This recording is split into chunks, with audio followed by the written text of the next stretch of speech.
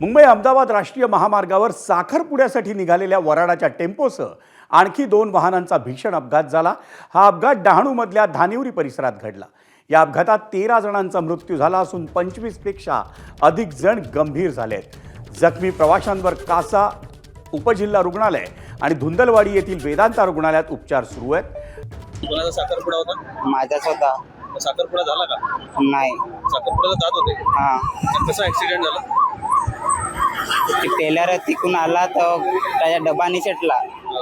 मी टेम्पोवर आला म्हणून ते डबा निसटला म्हणून ते झाले जखमी। किती जण होते? त्यात 50 जण।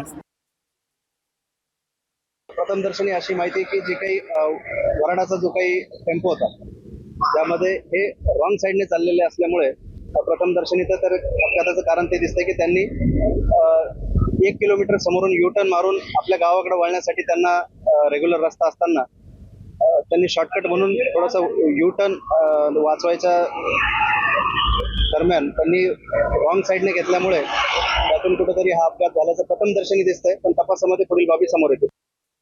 खूप दुर्दैवी अशी घटना या मुंबई अहमदाबाद रोडवर आलेली आहे। साखरपुड्याला जे वऱ्हाड येत होतं त्यांचा भीषण अपघात कंटेनर आणि टेम्पो यांच्यामध्ये झालेला आहे। त्वरित सगळी यंत्रणा ही प्रशासन हे कामाला लागलेलं आहे आणि जे जखमी झालेत किंवा जे मयत झालेत त्यांना तातडीची चांगली अशी मदत सरकारतर्फे मिळावी यासाठी आम्ही पालकमंत्र्यांकडे आग्रह धरणार आहोत। या निमित्ताने या सगळ्या प्रकरणाची चौकशी होईल, रोडची सुद्धा चौकशी होईल, जिथे साईड पट्टी केली गेलेली नाही, जे आवश्यक ज्या नियमानुसार हायवेच्या नियमानुसार जे व्हायला पाहिजे काम ते झाले नसेल तर त्याच्यावर कारवाई झाली पाहिजे।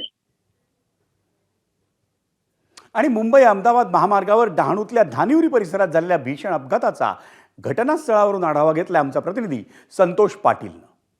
मुंबई अहमदाबाद राष्ट्रीय महामार्गावरील चारोटी जवळील धानिवरी येथे कंटेनर, आयसर टेम्पो आणि मोटरसायकल असा तिहेरी अपघात घडलेला आहे। हा अपघात इतका भीषण आहे की आपण बघू शकतो हा जो कंटेनर आहे तो इथे कलंडलेला आहे। तर आपण पुढे बघाल तर इथे आपल्याला एक मोटरसायकल दिसत आहे।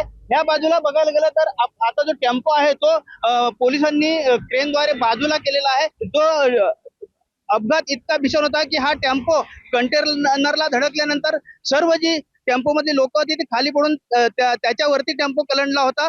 त्यामुळे हा अपघात मोठ्या प्रमाणात तो भीषण आहे तो सांगण्यात होता। ते जे जखमी आहेत त्यांच्यावर आता कासा उपजिल्हा रुग्णालय आणि वेदांत हॉस्पिटल जे आहे धुंदलवाडीचं तिथे उपचार सुरू आहेत। संतोष पाटील, ABP माझा, पालघर।